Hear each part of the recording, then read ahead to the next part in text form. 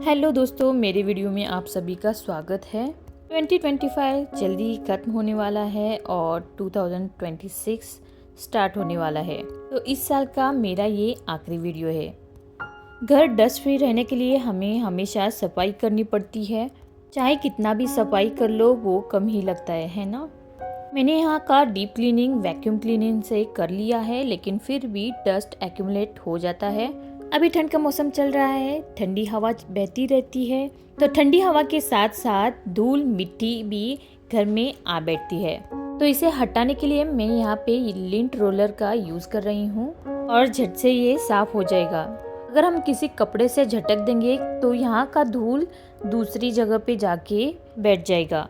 तो इससे अच्छा है आप कभी भी लिंट रोलर या फिर वैक्यूम का यूज करें। बच्चों के छोटे छोटे टॉय इधर उधर गिर जाते हैं, आप जितना भी इसे समेट लो वो इधर उधर रह ही जाते हैं। बच्चे घर पे है तो कुछ ना कुछ गंदा काम करते ही है। मेरा बेटा यहाँ पे बैठ के पेंटिंग कर रहा था तो उसका निशान यहाँ पे गिर गया है। I don't know how to remove this. If you know please let me know how to remove this. यहाँ पे मैंने सोफे की डस्टिंग कर ली है, सभी कुशन को भी सेट कर लिया है। यहाँ पे मैंने कुछ आइकिया से कुशन और कुशन कवर लिए थे, तो मैं यहाँ पे इसे रख रही हूँ। भले ही मेरे पास डेकोरेटिव आइटम्स कम हो, लेकिन मैं उसे एक एक करके परचेज कर रही हूँ। लेकिन ऐसा नहीं है कि मैं कुछ खरीद नहीं सकती हूँ, मैं चाहे तो सब कुछ मेरे पति से शॉपिंग कर सकती हूँ, लेकिन मैं इसे मेरे सेविंग से या फिर मेरे बर्थडे के दिन खरीदना पसंद करती हूँ। कभी कभी हम सस्ते के चक्कर में बहुत कुछ खरीद लेते हैं, लेकिन घर में वो एक्यूमुलेट हो जाता है और बाद में रिग्रेट लगने लगता है। तो मैं अब से हर एक चीज का लिस्ट बना के रख लिया है। जिस हिसाब से मुझे चाहिए उस हिसाब से मैं एक एक करके खरीद रही हूँ। भले ही आपके पास कोई चीज ना हो, लेकिन उसे 10 बार सोच के ही खरीद लेना। इस पर आपका क्या ख्याल है? आप कैसे सामान खरीदते हैं मुझे जरूर बताएं। आपने भी ऐसी कोई चीज खरीद ली है जिसको लाने के बाद आपको उसका रिग्रेट लगा हो?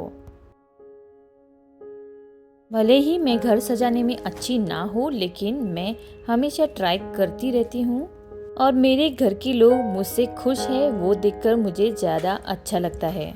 यहाँ पे मैं कोजी लुक देने के लिए इस रनर को बिछा रही हूँ। अभी ठंड बहुत ज़्यादा है तो बच्चे या फिर हम लोग जब भी टीवी देखते हैं तो इस रनर का यूज़ कर सकते हैं।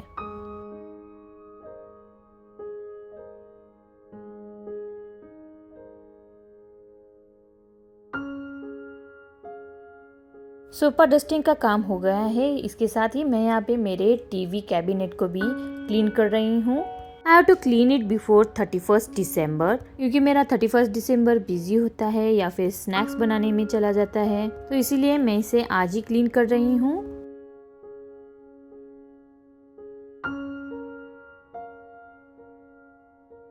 अभी क्लीन करते समय ऐसा लगता है यहाँ पे बहुत सारा सामान हो गया है, इसे भी मुझे डीक्लटर या फिर अच्छे से ऑर्गेनाइज करना पड़ेगा। अभी फ़िलहाल के लिए मेरे पास समय नहीं है तो मैं इसे एज इट इज़ ऑर्गेनाइज कर रही हूँ।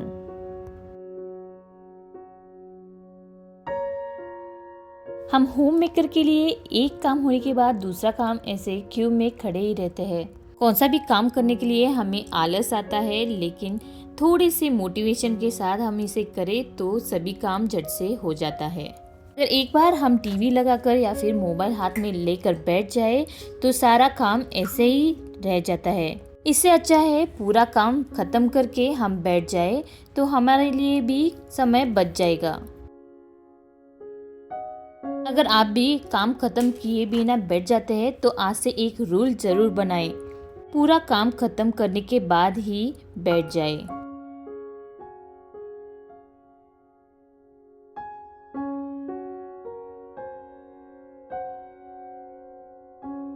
यहाँ पे मैंने टीवी कैबिनेट को क्लीन कर लिया है, उसके साथ ही यहाँ पे जितने सारे चीज़ें हैं उसे भी मैं डस्टिंग कर रही हूँ ताकि ये भी अच्छे से क्लीन दिखे।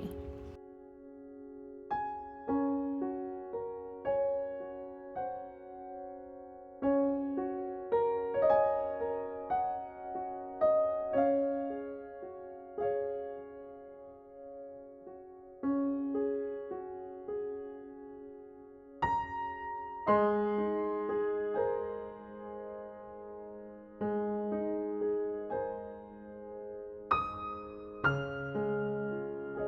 यहाँ पे तिब्बतियन सिंगिंग बोल भी रख लिया है। जब हम बाहर गए थे तो मैंने उसे खरीद लिया था। और मुझे मेडिटेशन करना पसंद है, हालांकि टाइम ना मिलने की वजह से कभी कभी रह जाता है, लेकिन मैं हमेशा ट्राई करती हूँ कि सुबह सुबह मेडिटेशन हो जाए, तब मैं इस बोल का यूज़ करती हूँ।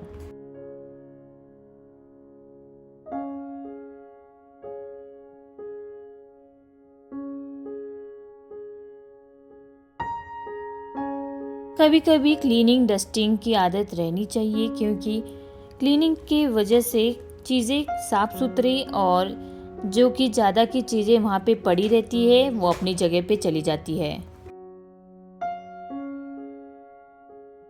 मैं ज़्यादातर टीवी के स्क्रीन को ड्राई ही डस्ट करती हूँ, लेकिन कभी कभी कॉलिन या फिर गीले क्लॉथ से वाइप करती हूँ।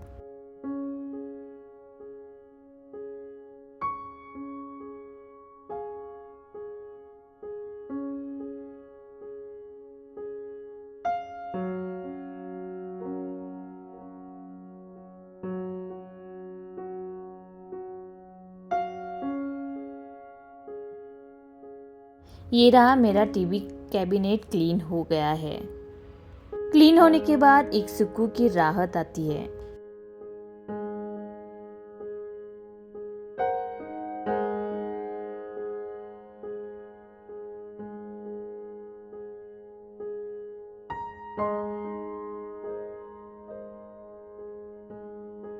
डाइनिंग टेबल को भी मैं यहाँ पे क्लीन कर रही हूँ। इसे एस्थेटिक लुक देने के लिए मैं यहाँ पे डाइनिंग रनर का यूज़ कर रही हूँ।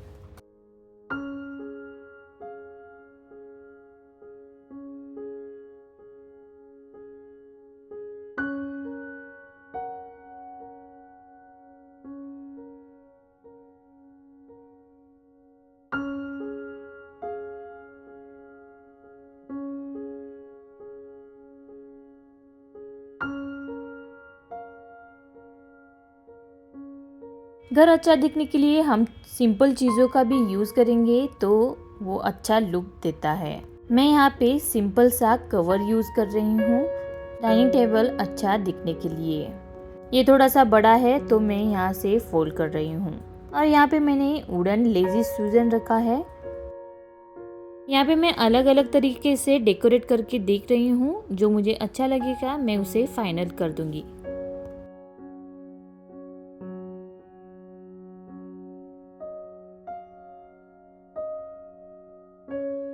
फाइनली मेरे पास यहाँ पे टी पॉट था, उसमें मैंने फ्लावर्स रख दिए हैं और बॉटल्स। ये है सेंटेड ऑयल, सॉल्ट, कैंडल, इससे मैंने यहाँ पे डेकोरेट कर लिया है। और ये रहा मेरा फाइनल रिजल्ट।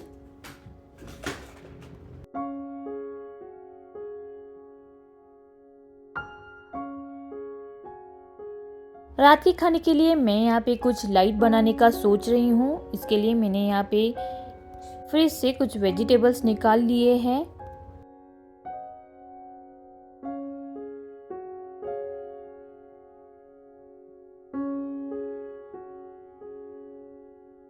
मैंने आलू को सुबह ही बॉईल करके रख लिया था, उसे मैं पील करके मैश करके रख दूंगी।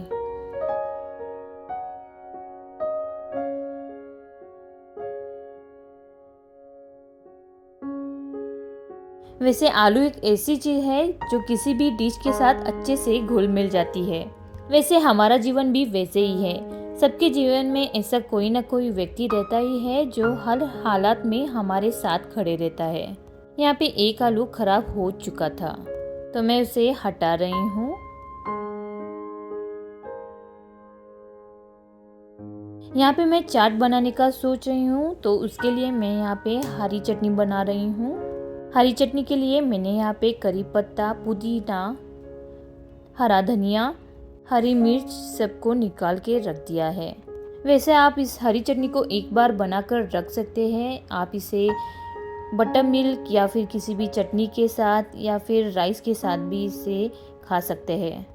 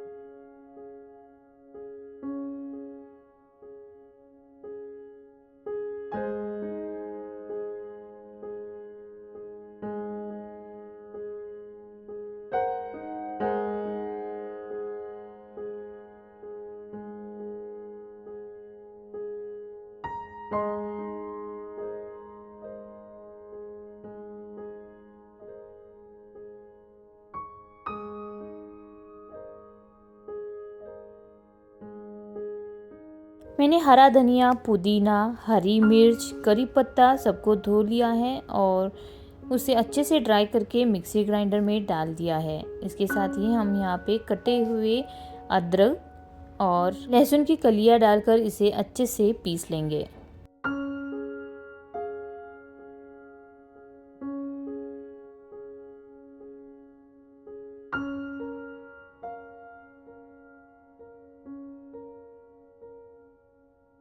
ठंड के मौसम में कुछ गर्मा गर्म मिल जाए तो गले को भी अच्छा लगता है। तो यहाँ पे मैं टमाटर का सूप बना रही हूँ। इसके लिए मैंने यहाँ पे 3 से 4 टमाटर लिया है। उसे ऊपर का हिस्सा हटा देंगे और इसे 2 टुकड़ों में कट कर लेंगे।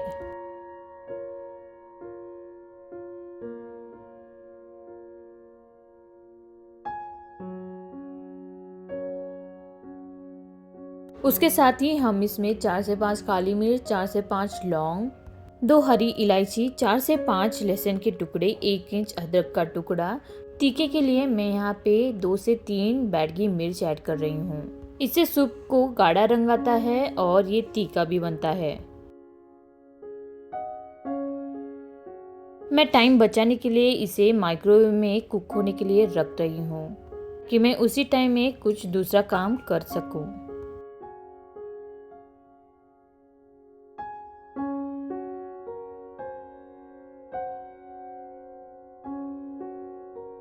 यहाँ पे टमाटर बॉईल हो रहे हैं, तब तक मैं यहाँ पे आलू को स्मैश कर रही हूँ।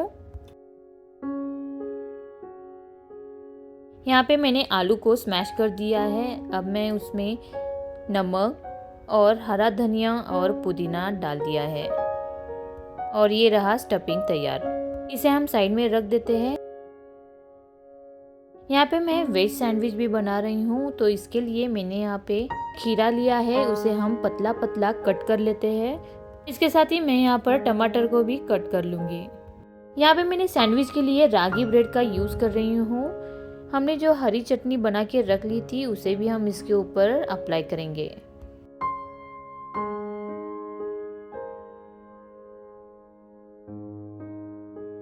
मैं इस तरह से सभी ब्रेड के ऊपर हरी चटनी लगाकर तैयार करके रख रही हूँ ताकि टाइम से हो जाए, ताकि सैंडविच ग्रिल करते समय हम इसे जल्दी जल्दी बना पाएंगे।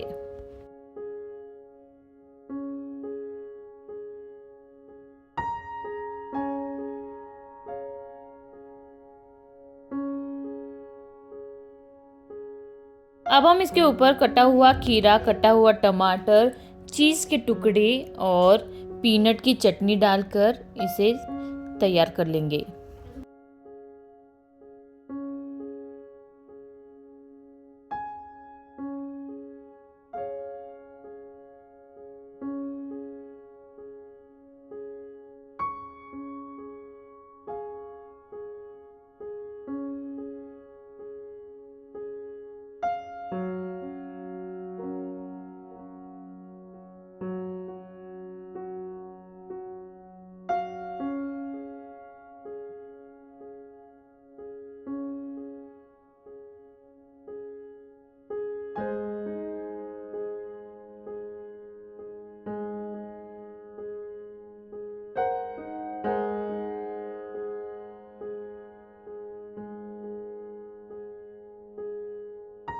मैं इसके ऊपर थोड़ा थोड़ा सा टोमेटो केचप भी डाल रही हूँ। सैंडविच में इसका टेस्ट अच्छा लगता है।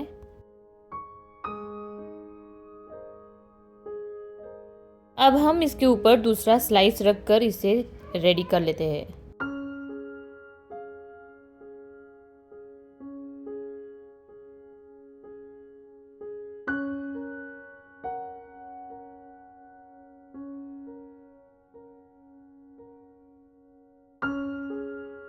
इसे क्रिस्पी बनाने के लिए मैं इसके ऊपर घी लगा रही हूँ।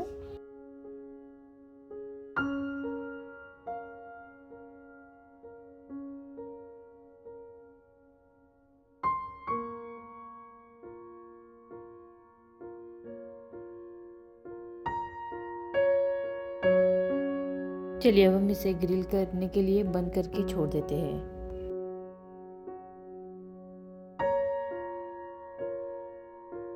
ग्रिल सैंडविच बनकर रेडी है। चलिए अब हम इसे निकाल लेते हैं।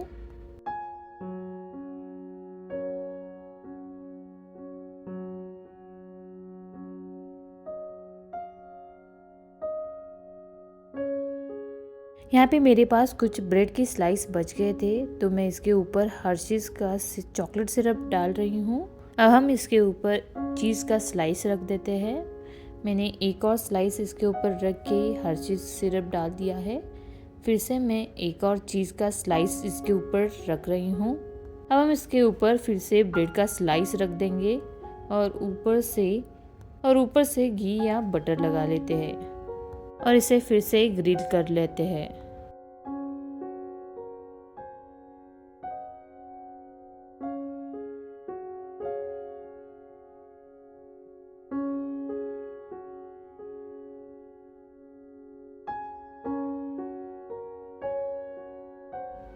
ये रहा हमारा ग्रिल चॉकलेट सैंडविच बनके रेडी है। यहाँ पे हमारा टमाटर भी बॉइल्ड होके रेडी हो गया है।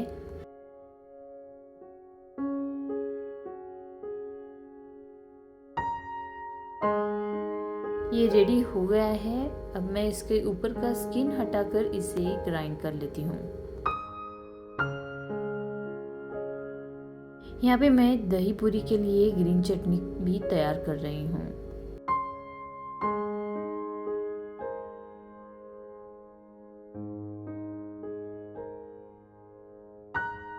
यहाँ पे मैंने पूरी और पापड़ी तलने के लिए तेल गरम करने रख दिया है। तेल गर्म हो गया है। अब हम इसमें पूरी और पापड़ी तल लेते हैं।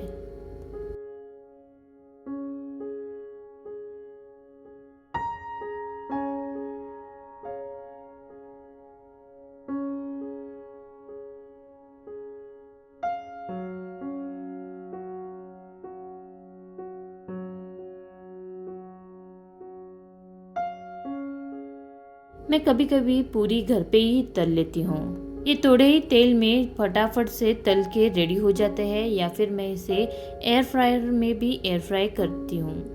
एयर फ्रायर में ये कम तेल में फूल के रेडी हो जाता है।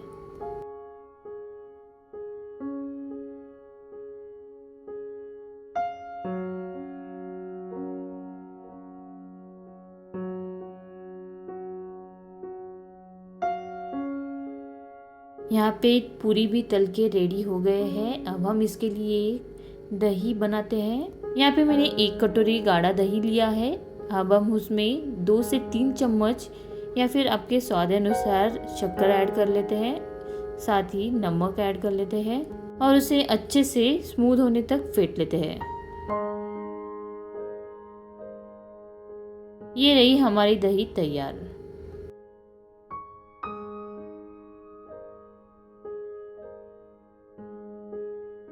चलिए अब हम बनाते हैं टमाटर का सूप। इसके लिए मैंने यहाँ पे कढ़ाई को गरम करने रख दिया है। कढ़ाई गरम हो गई है। अब हम इसमें 1 चम्मच जितना घी ऐड कर लेते हैं। घी गरम होने के बाद हम इसमें ग्राइंड किया हुआ टमाटर का प्यूरे ऐड कर लेते हैं। आप इसे छान कर भी डाल सकते हैं लेकिन मैंने इसे ऐसे ही डाल दिया है। अब हम इसमें टेस्ट के अकॉर्डिंग नमक, गुड़, धनिया जीरा पाउडर ऐड कर लेते हैं। साथ ही कटे हुए धनिया के पत्ते भी डाल देते हैं। हमने टमाटर उबालते वक्त ही लाल मिर्च इसमें ऐड कर लिया था तो स्पाइस डालने की कोई ज़रूरत नहीं है और बस 2 से 4 उबाल में ये बनके रेडी है।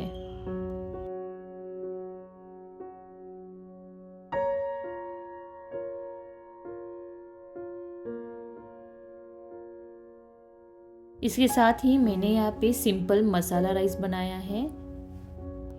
इसके लिए मैंने यहाँ पे चावल को आधे घंटे के लिए भिगोने रख दिया था। अब मैंने उसी में आधा से 1 चम्मच गरम मसाला पाउडर, आधा कटोरी कटे हुए हरा धनिया, कटे हुए हरा पुदीना के पत्ते ऐड कर लिया है। साथ ही आधा चम्मच घी और नमक स्वाद अनुसार ऐड कर लेते हैं और इसे बंद करके कुक होने रख देते हैं।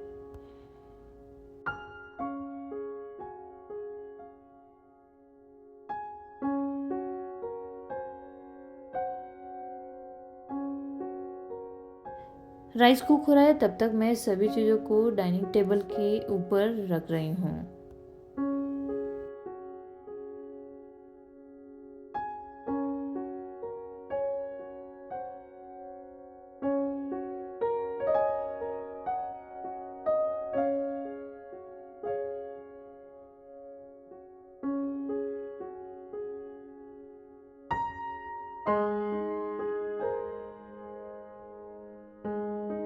मैंने सभी फूड को डाइनिंग टेबल के ऊपर रख दिया है।